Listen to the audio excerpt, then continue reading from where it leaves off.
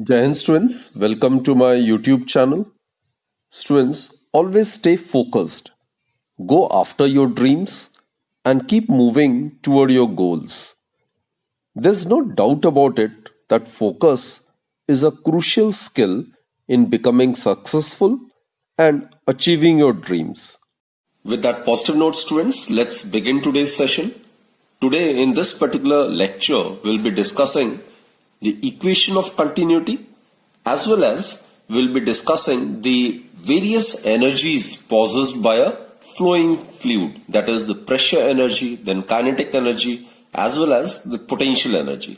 So, let's start with the equation of continuity. Now, students, we are aware of streamlines, isn't it? It may be a straight or a curved path, and at a point, if we draw a tangent, that will give us the direction of the velocity of the liquid at that particular point. And then we have also discussed that in the case of a pipe of varying cross section, the streamlines at the section where the cross section is less, there the streamlines becomes crowded.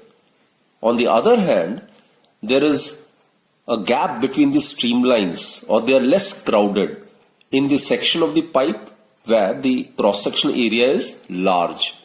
And students, we are aware that the crowded streamlines that indicate region of high velocity, while the widely spaced streamlines that indicate low velocity region, right? So let's discuss equation of continuity now. And before we start dealing with the mathematical part, let's watch this animation. Let us consider a non-viscous and incompressible liquid which is flowing steadily.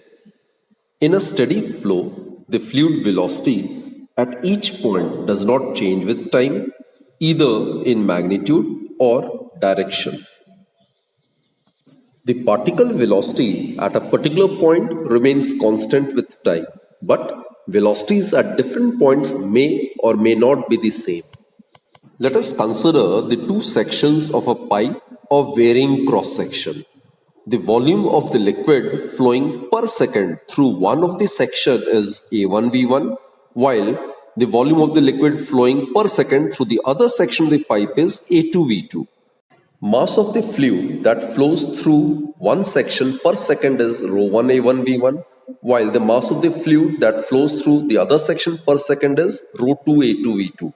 Now, by the conservation of mass, M1 should be equal to M2, and hence ρ1A1V1 it should be equal to ρ2A2V2. Now, as the fluid is incompressible, so ρ1 equals to ρ2. Therefore, we are left with A1V1 equals to A2V2, or AV is equal to constant. This is known as equation of continuity. The equation of continuity shows that the velocity of the fluid is inversely proportional to the cross-sectional area. Now let us recapitulate the entire thing which we have watched in the video. Now consider the steady and irrotational flow of an incompressible and non-viscous liquid through a pipe AB, and this is a pipe of varying cross-sectional area, right? Let A1 and A2 be the cross-sectional areas of the pipe at A and at B respectively. And also students, let the liquid enter the end A normally with velocity V1 and leave the end B normally with velocity V2, right? So, the volume of the liquid flowing per second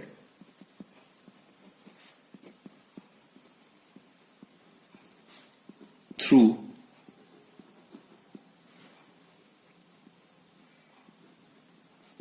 A, through this section A is, it will be cross-sectional area multiplied by velocity. Now look, the unit of cross-sectional area, it's meter square. Velocity is meter per second. So it will be meter cube per second. Meter cube is the unit of volume and divided by time. So A1V1 is actually the volume of the liquid flowing per second through end A of the pipe, right? Therefore, the mass of the liquid flowing per second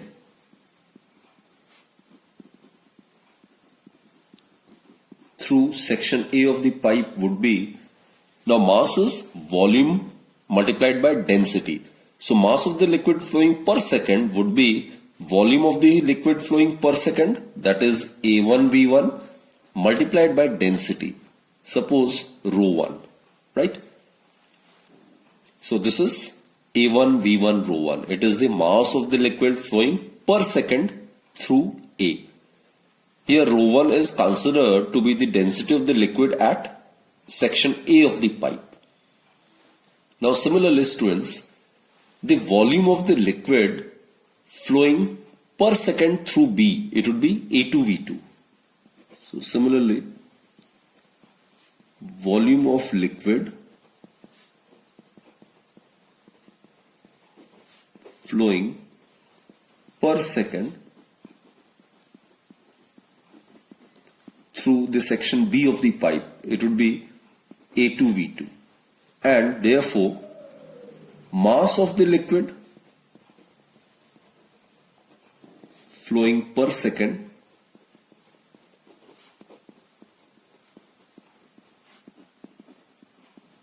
through the section B of the pipe, it would be equal to A2V2 multiplied by rho 2. Rho 2 is the density of the liquid at section B of the pipe.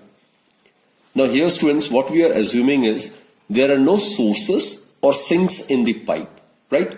So the liquid cannot be created nor it can be destroyed. That is, the mass of the liquid crossing any section of the pipe per second must be constant. That is, mass of liquid crossing any section of the pipe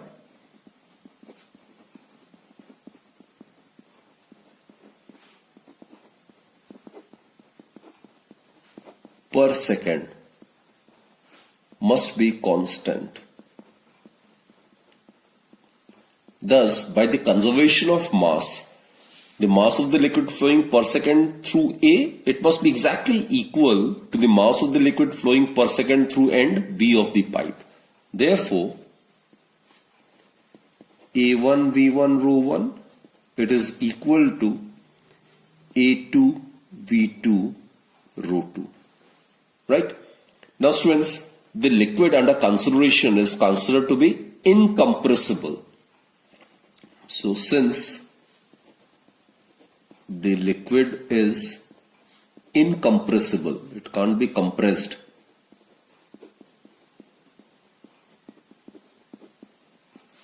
therefore the density of the liquid at both the ends of the pipe must be constant.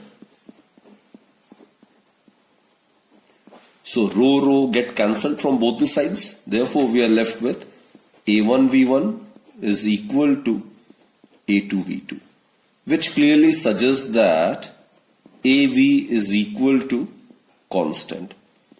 This is known as the equation of continuity, and it clearly indicates that the velocity of the flow of liquid is inversely proportional to the cross-sectional area. That is, velocity is equal to constant divided by A, or velocity of the liquid flowing through the pipe is inversely proportional to the cross-sectional area. So students, it says can be safely concluded that the velocity of flow increases as the cross-section area decreases, and vice versa. One more point, students.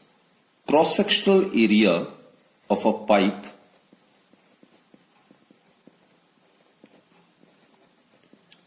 of radius r, it would be equal to pi r square, isn't it? Therefore, the velocity of the flow, it is inversely proportional to the square of radius of the pipe. Here, R is the radius of the pipe.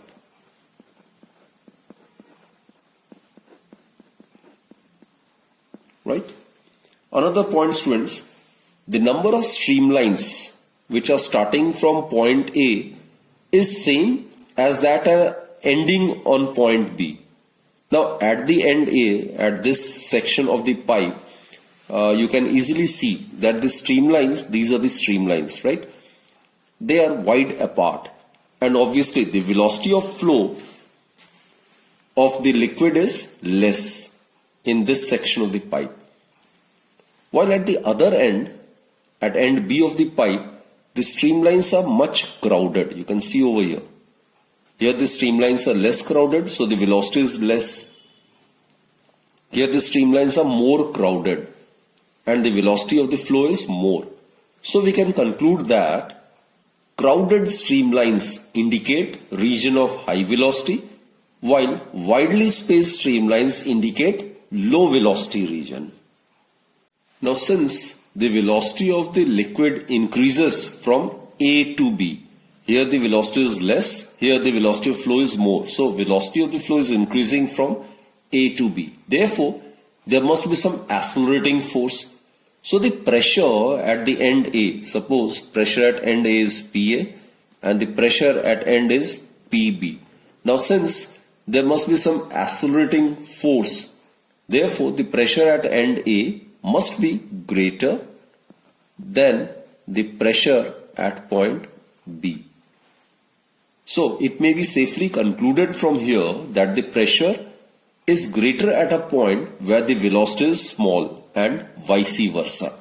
That is, what we can conclude is PA is greater than PB, which implies that velocity at that end, at the end A, is less than the velocity at end B of the pipe. That is, the pressure is greater at a point where the velocity is small and vice versa. We can also explain some observed phenomena on the basis of equation of continuity. Like water comes out with huge velocity through the rubber pipe as soon as a part of the hole in the pipe is obstructed with a finger. It is because, students, when pipe is obstructed, then the cross-sectional area decreases and hence the velocity of the flow of the liquid increases. And for the similar reason, a falling stream of water becomes narrower. That can also be explained with the help of equation of continuity. Now let us discuss the various types of energies which a liquid can possess. A liquid can possess basically three types of energies. One is the pressure energy, the second one is the potential energy, and the third one is the kinetic energy. We will discuss and find the expression for each one of them. So students, let's begin with the first type of energy, which is the pressure energy. It is actually the energy possessed by a liquid or a fluid by virtue of its pressure. Now to find an expression for the pressure energy, what to do is, we'll consider a liquid of density rho. Suppose this is a liquid of density rho, right? To be contained in a wide tank and provided with a side tube which is fitted with a frictionless piston which is fitted near the bottom of the tank, right? So this is a frictionless piston, and h is the height of the liquid in the tank above the center of the piston. And suppose, students, this is the cross-section area of the piston. This be small letter a. So a be the area of the piston, and as we have discussed, rho be the density of the liquid under consideration. Now obviously the liquid will exert a pressure on the piston in the outward direction, isn't it? It will be like this. It will exert a force in this direction. So the pressure on the piston P would be equal to H rho into G, right? So the pressure on the piston which is fitted at the bottom of this wide tank. Suppose it is represented by P and it is at a depth h from this free surface of the liquid. So it will be h rho, it will be h rho g. G is the acceleration due to gravity, right? Suppose students, under the influence of this pressure, the piston is pushed inward, suppose, right, through a small distance x. Suppose against this pressure the piston is pushed inward like this.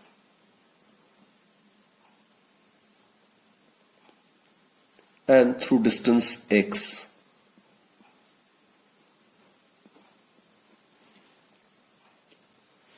Now, since the piston is pushed inward through a small distance x, therefore, the volume of the liquid will be pushed into the tank, right? And the volume of the liquid that is pushed into the tank would be equal to cross-section area multiplied by x, which will be the volume of this portion. It's in the form of a cylinder, so it will be cross-section area multiplied by this length, isn't it? So volume of the liquid which is pushed into the tank when the piston is pushed in the inward direction. So that is the volume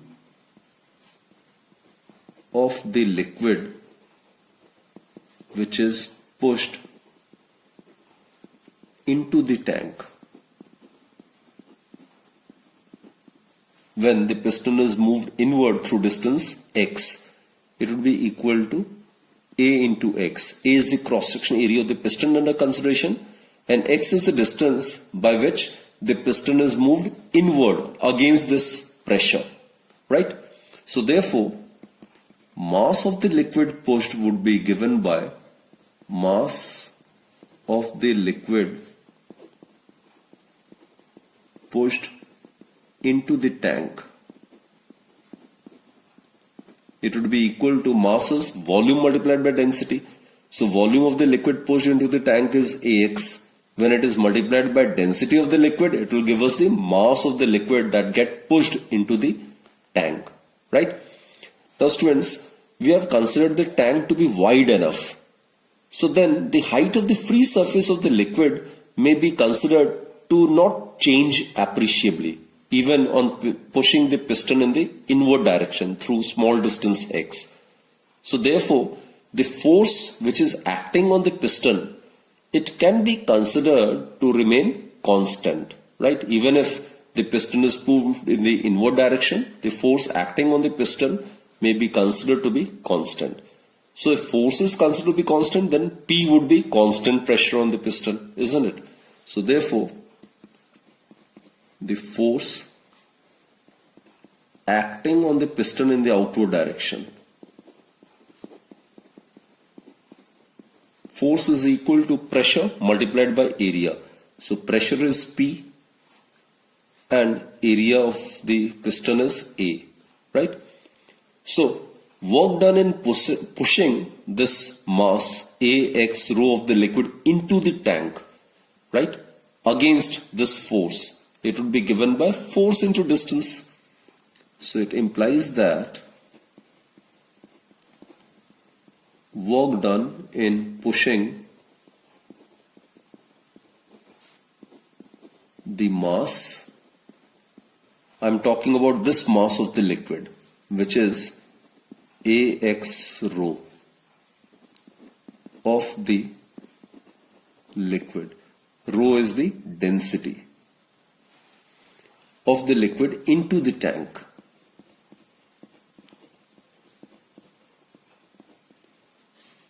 The work done is force multiplied by distance along the direction of the displacement, isn't it? So displacement is along this direction and against the force.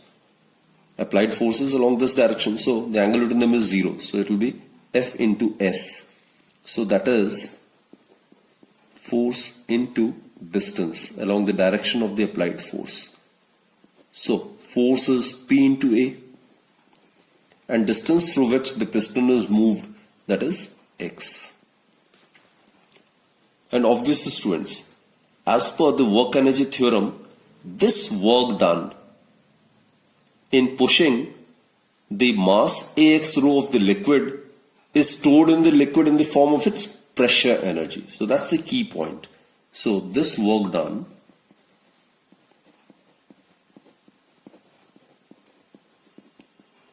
is stored in the displaced mass, and the displaced mass is AX rho of the liquid.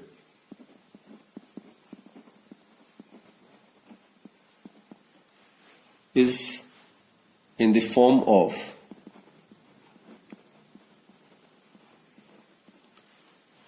its pressure energy. That is why pressure energy is the energy possessed by a liquid by virtue of its pressure. So this is the pressure energy, right? So pressure energy is pressure energy of the liquid is PAX. P is the pressure, A is the cross-sectional area of the piston, and X is the distance through which the piston is moved in the inward direction against this force, right? Therefore, students, pressure per unit mass of the liquid. Let's find out the pressure energy per unit mass of the liquid.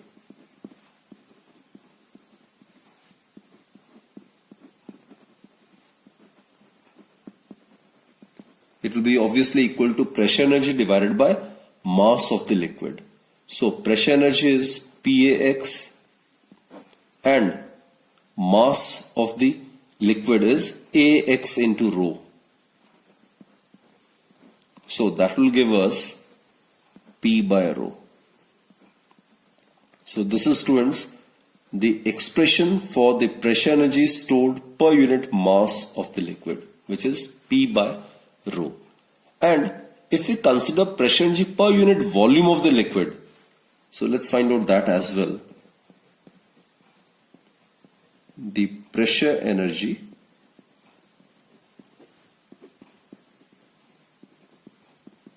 per unit volume of the liquid.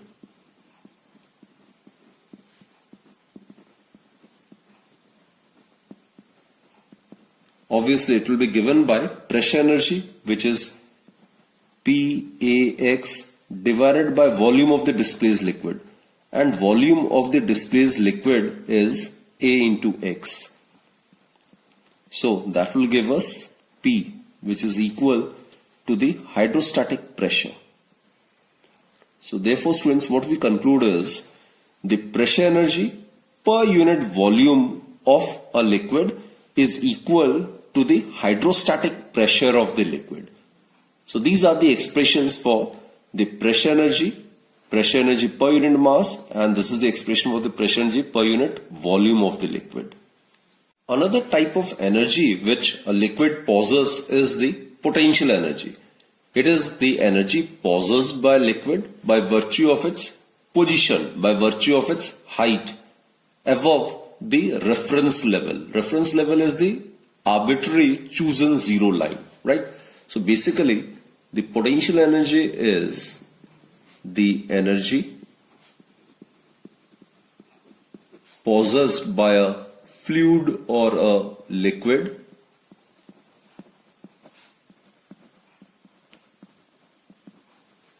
by virtue of its position or height or configuration. And height is above the reference level, right? So if we consider m to be the mass of the liquid, and suppose it lies at a height h above the earth's surface, then potential energy is given by, we all are aware of its formula, potential energy is given by mgh. M is the mass of the liquid, G is obviously the acceleration due to gravity, and h is the height h above the Earth's surface, where the mass m of the liquid is considered to be lying, right? So mgh is the expression for the potential energy. This we are already aware of. And therefore, let's find out the potential energy per unit mass of the liquid. So in that case, we need to divide it by m. So the potential energy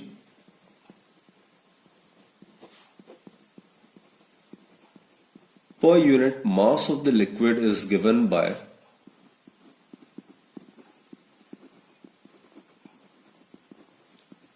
it would be potential energy divided by mass, that is mgh divided by m. So it will give us G into h. So GH, it is the potential energy of the liquid per unit its mass. Third type of energy which a liquid may possess is the kinetic energy.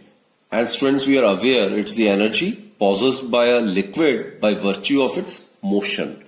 So kinetic energy is the energy possessed by a liquid by virtue of its motion.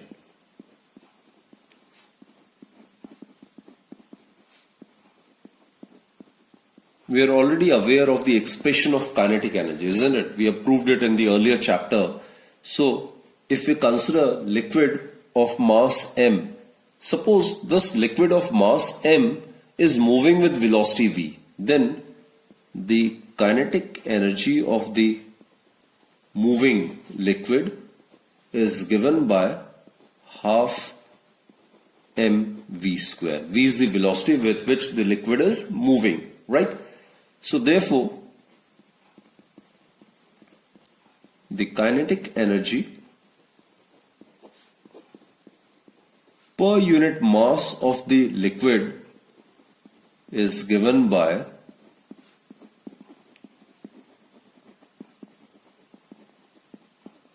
total kinetic energy divided by mass. So that will give us half mv square divided by m. So that will give us half v square. So this is the expression half v square. This is the expression for the kinetic energy possessed by a moving liquid per unit its mass.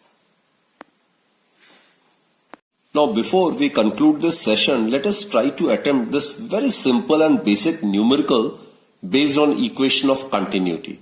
So here goes the question. Water flows through a pipe whose internal diameter is 2 cm at a speed of 1 meter per second. What should be the diameter of the nozzle if water is to emerge at a speed of 4 meter per second?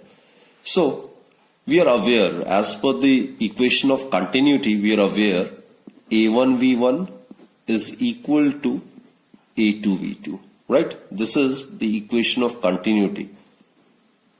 And this is the formula which is to be used in this particular question, right? This is any section of the pipe, this is the other section of the pipe. A1 is the cross-section area and V1 is the velocity at that section.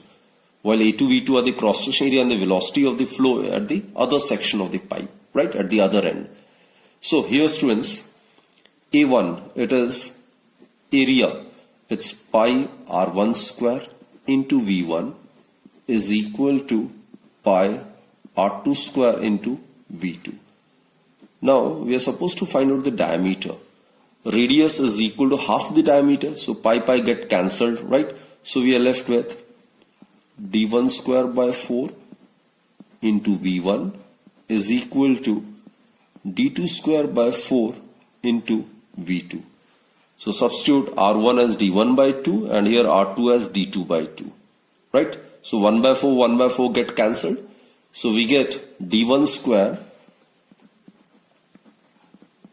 V1 is equal to d2 square V2, right? Therefore, diameter d2 square is equal to d1 square multiplied by V1 divided by V2, or the diameter of the nozzle, it should be equal to D1, taking square root on both the sides, we get V1 divided by V2, right? So now we need to substitute the values in this and we should get the result. So let's substitute the value now. The diameter at the other end, that's 2 centimeter. It is 2 centimeter, right? Let's find out. Let's write it in CGS only, centimeter. So D2 would also be obtained in centimeter only. And it's the ratio V1 by V2. V1 is 1. V2 is 4. So we get 2 into 1 by 2. So that would be 1. Now since D1 was written in centimeter, therefore D2 would be also in centimeter. So the diameter of the nozzle must be 1 centimeter. So this will be the answer, right? So students, I hope that whatever is being taught to you in this particular session, it's crystal clear to you all, right? It was very, very basic concepts, and in the next lecture we'll be discussing Bernoulli's theorem, which is very, very important, and we'll try to discuss numerous applications based on Bernoulli's theorem as well. But that would be in the next lecture. So do join me in my next lecture then, and till then do take very good care of yourself and keep watching my videos.